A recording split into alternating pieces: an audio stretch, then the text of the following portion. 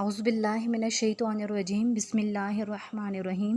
Rabbi इश्रह ली सदरी व यस्सिर ली अमरी वहलुल उक़दतम मिन लिसानी यफ़क़हू क़ौली रब्बि ज़िदनी इल्मा। आज का हमारा जो सबक है वो हम पढ़ेंगे सूरह निसा की आयत नंबर 11 से लेके आयत नंबर 14 तक, ठीक है। और पारा नंबर हमारा 4 है। तो पढ़ना शुरू करते हैं। लेक्चर स्टार्ट करने से पहले आप सबसे ये रिक्वेस्ट है कि मेरे चैनल कुरान लर्निंग को लाइक, सब्सक्राइब और शेयर करें और कमेंट भी करें।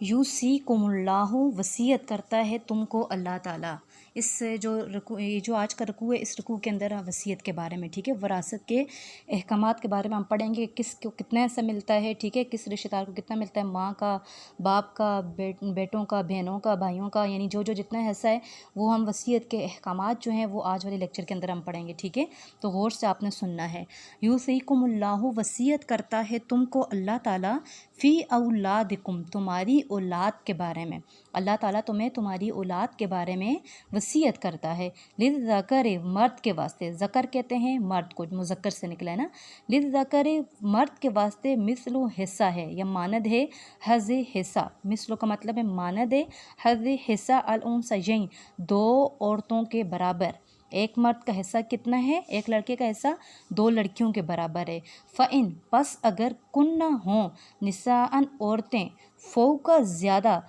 असनतैन, 2 से, अगर औरतें 2 से ज़्यादा हैं, फ़लाहुन्ना, पस उनके लिए, सुलुसा, हिस्सा है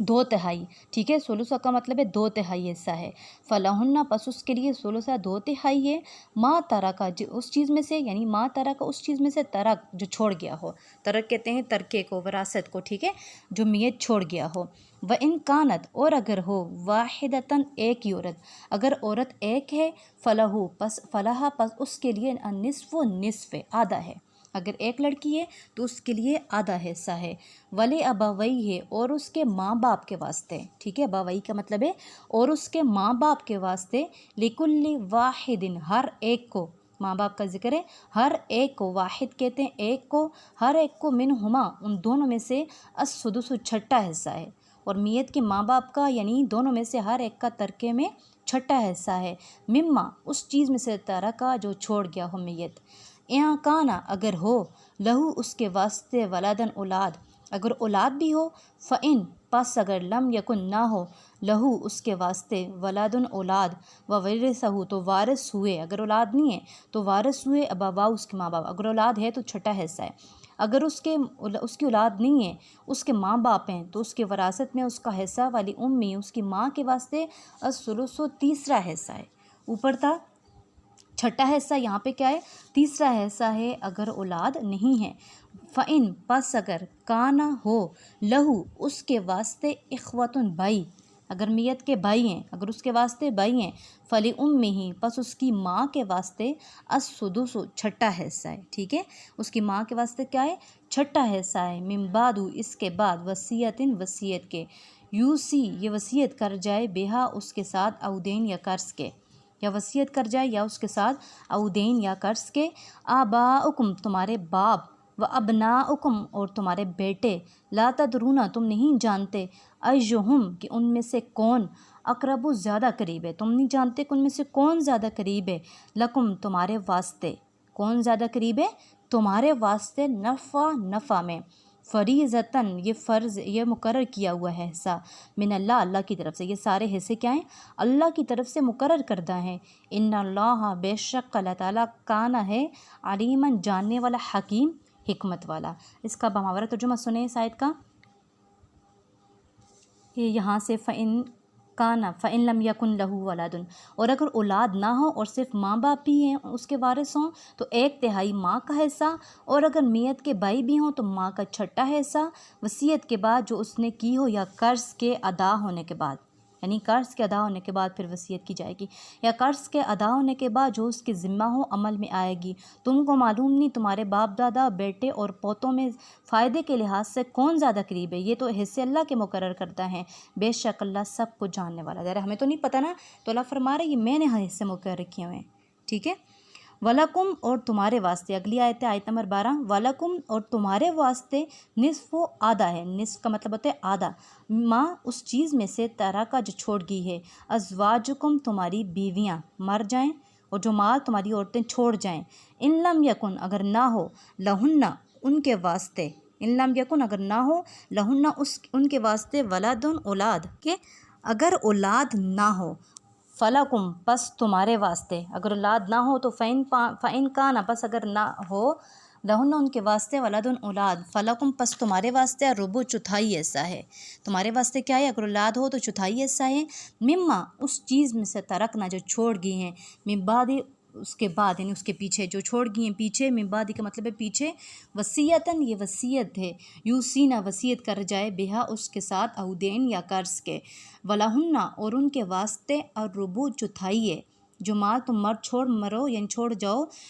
مما جو ترک تم چھوڑ جاؤ، ان لم یکن اگر نہ ہو، لکم تمہارے واسطے، ولدن اولاد یعنی اولاد نہ ہو تو چوتھائی ایسا ہے، فَإِن کان لکم ولدن پس اگر ہو تمہارے واسطے اولاد، فَإِن پس اگر کانا ہو، لکم تمہارے واسطے، ولدن اولاد، فلاہن پس ان کے واسطے، الثمن آٹھواں حصہ ہے، ٹھیک ہے، اوپر تھا اگر اولاد نہیں ہے تو چوتھائی حصہ، نیچے ہے اگر اولاد ہے تو کتنا، ثمن کا مطلب ہے آٹھواں حصہ، مما اس چیز میں سے ترک تم جو چھوڑ جاؤ تم، من بعد وصیت وصیت کے پیچھے یعنی وصیت کے بعد، تو سونا وصیت کر جاؤ تم، بہا اس کے ساتھ، او دین یا قرض کے، یعنی جو تم نے کی ہو ادائے قرض کے بعد تقسیم کی جائے گی، یعنی قرض ادا کرنے کے بعد وصیت تقسیم کی جائے گی، وَإِن کان اگر ہو، رجل مرد، یورث وارث، کلالتاً کلالہ، یعنی وہ کلالہ اس کو کہتے ہیں جس کا باپ نہ باپ ہو نہ بیٹا ہو، یعنی باپ اس کی اولاد نہ ہو، ٹھیک ہے، بھائی ہو یا بہن ہو، اس کو کلالہ کہتے ہیں، یعنی وہ مرد وارث سے، کلالتاً کلالہ، او امراتن یا وہ عورت، ولہو اس کے واسطے، اخن بھائی ہو، یہاں پہ اب بھائی بہن کا ذکر ہے، اخن بھائی ہو ایک، او اختن یا ایک بہن ہے، فَلِكُلِّ پس واسطے، واحد ہر ایک کے، ان میں سے ہر ایک کے واسطے بھائی بہن کے، منہما ان دونوں میں سے، السدس چھٹا حصہ ہے، ٹھیک ہے، ان دونوں میں سے کیا ہے، چھٹا حصہ ہے، فَإِن پس اگر کانو ہو، اکثر زیادہ، پہلے تھا ایک بہن ایک بھائی ہے لیکن اگر زیادہ ہوں، من ذالک اس میں، فہم پس وہ شرکاء شریک ہیں، وہ برابر ہیں، فی الثلث تہائی حصے میں، من بعد وصیت وصیت کے بعد یعنی وصیت کے پیچھے، یوسا وصیت کی جاتی ہے، بہا اس کے ساتھ، او دین یا قرض کے، غیر مضار نہ کہ ضرر پہنچانے والا، یعنی اللہ کا مقصد یہ نہیں ہے کہ وہ کسی کو ضرر پہنچے، کسی کو نقصان پہنچے، یا اس بندے کا مقصد یہ نہیں ہونا چاہیے کہ کسی کو نقصان پہنچائے، غیر مضار نہیں ضرر پہنچانے والا کسی کو، یعنی بشرطے کہ اس سے میت نے کسی کا نقصان نہ کیا ہو، کسی کو ضرر میت نے نہ پہنچایا ہو، وصیتاً یہ مقرر کیا گیا ہے، من اللہ کی طرف سے، یہ حصے کیا ہیں، اللہ کی طرف سے مقرر کردہ ہیں، واللہ اور اللہ تعالیٰ، علیم جاننے والا، حلیم اور بردبار یا تحمل والا ہے، تل کا یہ حدود اللہ، اللہ کی حدیں، یہ سارے جو احکامات ہم نے پڑھے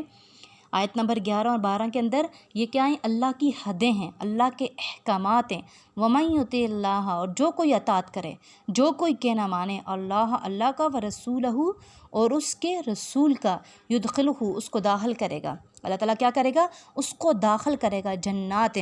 باغات میں، اس کو اللہ تعالیٰ باغات میں داخل کرے گا،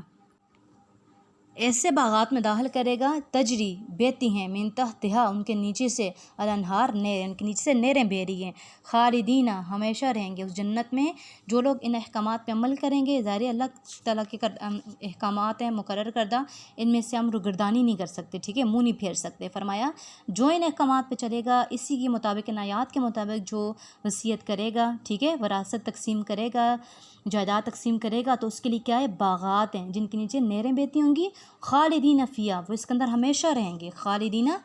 ہمیشہ رہیں گے، فیہا اس میں یعنی جنت میں، وذالک اور یہ، الفوز کامیابی ہے، عظیم بڑی، یہ اللہ کی طرف سے بہت بڑی کامیابی ہے، ظاہر ہے جو جنت میں داخل ہوں گے وہ کامیابی ہوں گے نا، تو اس لیے فرمایا اس کے لیے بڑی کامیابی ہے جو جنت میں داخل ہوگا، وَمَن یعص اللَّهَ وَرَسُولَهُ وَمَن اور جو کوئی یعصی نافرمانی کرے، جو ان احکامات پر عمل نہ کرے، جو نافرمانی کرے، اللہ کی، ورسولہ اور اس کے رسول کی، ویتعدی اور گزر جائے، حدودہ اس کی حدوں سے، جو اس کی حدوں کو پار کرے، اس کے احکامات پہ عمل نہ کرے، یدخلہ اس کو داخل کرے گا، اوپر تھا جنت میں، یہاں پہ کیا ہے، نارن آگ میں، یدخل ہو داخل کرے گا اس کو، ہو کا مطلب ہے اس کو، یعنی اس شخص کو جو احکامات پہ عمل نہیں کرے گا، نارن آگ میں، خالدن ہمیشہ رہیں گے، وہ ہمیشہ رہیں گے، فیہا اس میں، وَلَہُ اور اس کے واسطے، عذابٌ عذاب مہین، ذلیل کرنے والا یا رسوا کرنے والا۔ امید ہے کہ آپ کو آج کی بھی آیات کی سمجھ آئی ہوگی، آج کے رکوع کی سمجھ آئی ہوگی۔ وہی بات میں دوبارہ رپیٹ کروں گی کہ جب آپ دوبارہ بار بار اس رکوع کو سنیں گے تب آپ کو لفظی ترجمہ آئے گا، ایک ہی دفعہ سننے سے کبھی نہیں آتا، ٹھیک ہے۔ وآخر دعوانا الحمد للہ رب العالمین، آمین۔